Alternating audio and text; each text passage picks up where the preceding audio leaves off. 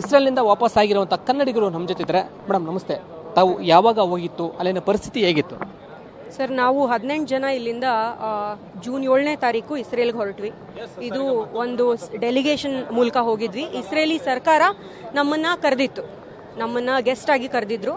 ಅಲ್ಲಿಯ ಇನೋವೇಷನ್ನು, science, technology, ಅಲ್ಲಿಯ waste management, water management, traffic management ಇದನ್ನೆಲ್ಲ ನೋಡಿ ಕಲಿತು ನಾವು ನಮ್ಮ ಊರಿಗೆ ಬಂದು ಅದನ್ನ ಇಂಪ್ಲಿಮೆಂಟ್ ಮಾಡಕ್ ಸಾಧ್ಯನಾ ಅಂತ. ಯುದ್ಧದ ಪರಿಸ್ಥಿತಿ ಸಂದರ್ಭದಲ್ಲಿ ಸೇರನ್ ಕೂಗುವಂತ ತಾವಿದ್ದ ಸ್ಥಳದಲ್ಲಿ ಮಿಸೈಲ್ಸ್ ದಾಳಿ ಆಗ್ತಾ ಇತ್ತಾ ಹೇಗೆ?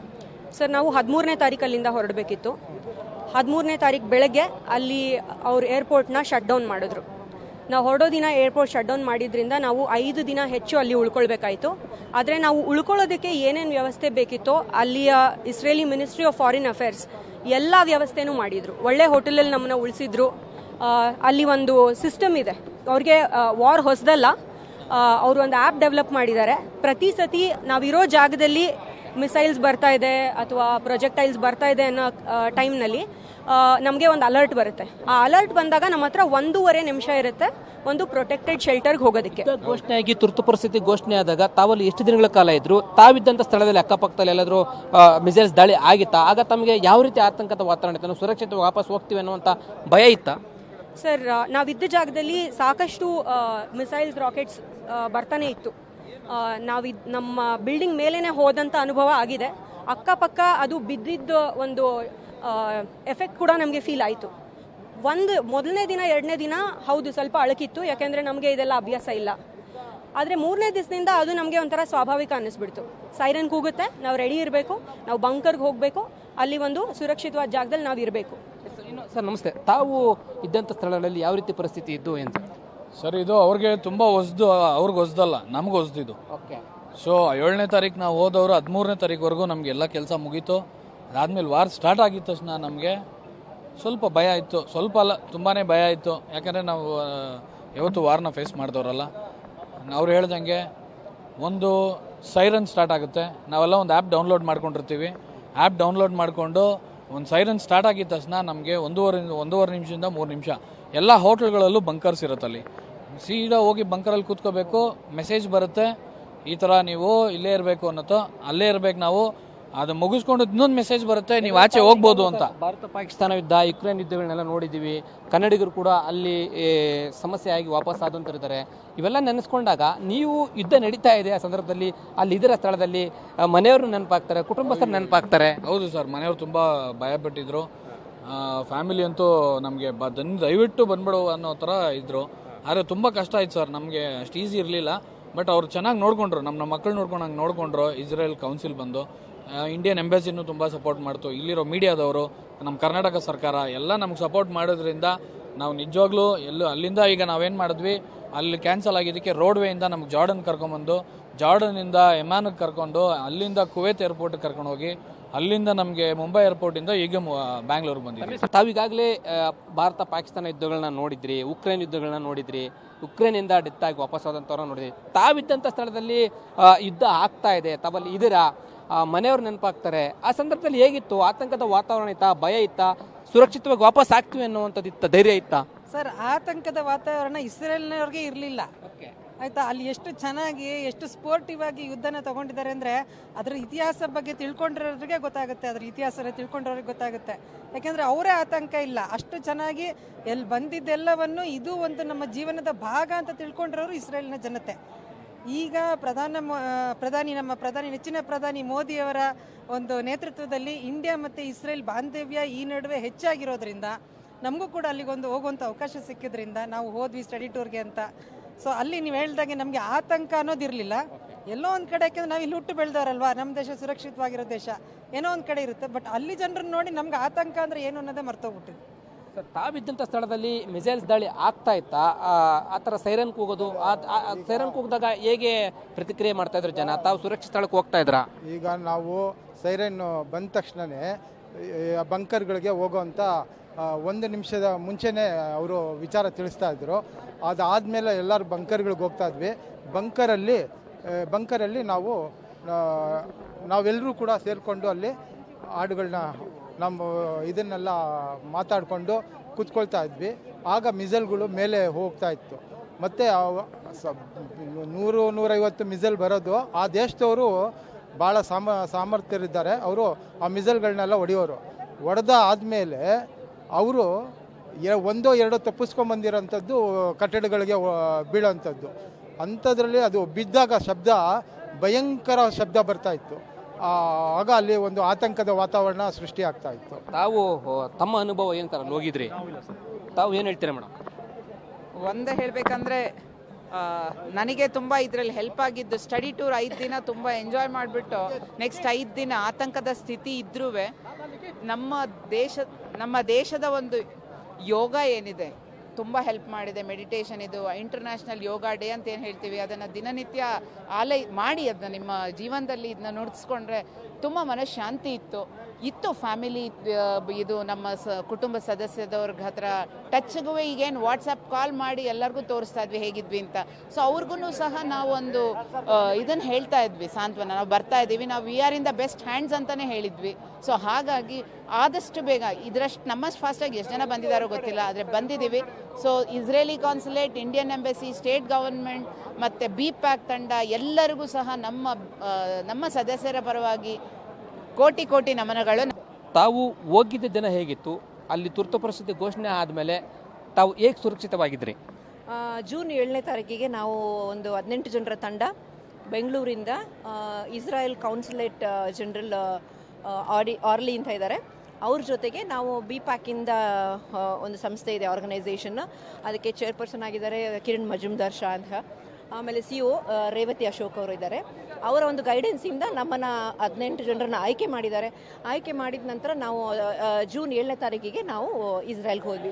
ದುಬೈಗಿಂದ ಇಸ್ರೇಲ್ಗೆ ಹೋಗಿ ತಲುಪಿದ್ವಿ. ನಾವು ನೆಕ್ಸ್ಟ್ ಡೇಯಿಂದ ಬೆಳಗ್ಗೆಯಿಂದನೇ ನಮಗೆ ಸ್ಟಡಿ ಟೂರಲ್ಲಿ ನಮಗೇನು ಐಟಿನರಿ ಕೊಟ್ಟಿದ್ರು ಆ ರೀತಿ ನಾವು 5 ದಿನಗಳು ನಾವೆಲ್ಲ ಪ್ರಯಾಣ ಮಾಡಿ ಅಲ್ಲಿದು ತಂತ್ರಜ್ಞಾನದ ಬಗ್ಗೆ, ಅಲ್ಲಿದು ಟ್ರಾಫಿಕ್ ರೂಲ್ಸು, ಆಮೇಲೆ ಅಗ್ರಿಕಲ್ಚರ್, ಇದ್ರ ಬಗ್ಗೆ ಡೈಲಿ ನಮಗೆ ಬೆಳಗ್ಗೆ ಹೋದರೆ ಸಂಜೆನೇ ನಾವು ರಿಟರ್ನ್ ಬರ್ತಾ ಇದ್ವಿ. 13ನೇ ತಾರೀಕಿಗೆ ನಾವು ಹೊರಡಬೇಕಾಗಿತ್ತು ಅಲ್ಲಿಂದ.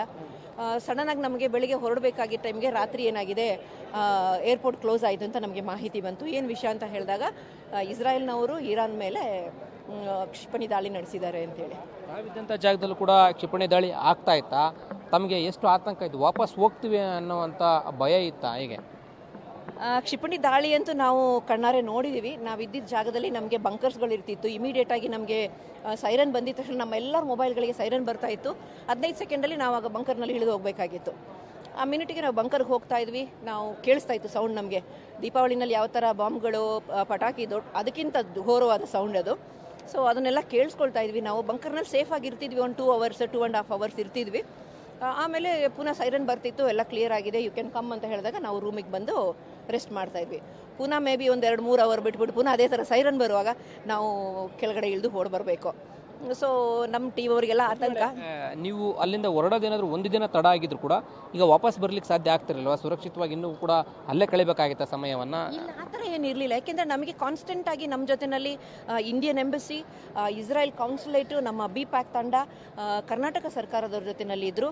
ಕರ್ನಾಟಕ ಸರ್ಕಾರದಿಂದ ಸೆಂಟ್ರಲ್ ಗೌರ್ಮೆಂಟ್ ಕೂಡ ನಮ್ಮ ಮಾಹಿತಿಗಳು ಹೋಗ್ತಾ ಇತ್ತು. ಹಾಗಾಗಿ ನಮಗೆ ಇದು ಎಲ್ಲ ಒಂದು ಕೌನ್ಸುಲೇಟಿಂದನೇ ಇರಲಿ, ಸರ್ಕಾರದಿಂದ ಇರಲಿ, ಮತ್ತು ನಮ್ಮ BPAC ಸಂಸ್ಥೆ, ಇವರೆಲ್ಲರೂ ಸೇರಿ ಒಂದು ಒಟ್ಟಿಗೆ ಕೆಲಸ ಮಾಡಿದ್ದಾರೆ. ಆ ಒಂದು ಶ್ರಮ ನಮಗೆ ಇವತ್ತು ನಾವು ಸೇಫಾಗಿ ನಮ್ಮ ನಾಡಿಗೆ ನಾವು ಬರೋ ರೀತಿ ಆಗಿದೆ. ತಾವು ಅಧ್ಯಯನಕ್ಕೆ ಅಂತೇಳಿ ಹೋಗಿದ್ರಿ, ಯುದ್ಧ ಘೋಷಣೆ ಆಗಿರಲಿಲ್ಲ, ತುರ್ತು ಪರಿಸ್ಥಿತಿ ಘೋಷಣೆ ಆಗಿರಲಿಲ್ಲ, ಅಲ್ಲಿ ಹೋದ್ಮೇಲೆ ಘೋಷಣೆ ಆಯಿತು. ಹೇಗಿತ್ತು ಆ ಭಯದ ವಾತಾವರಣ?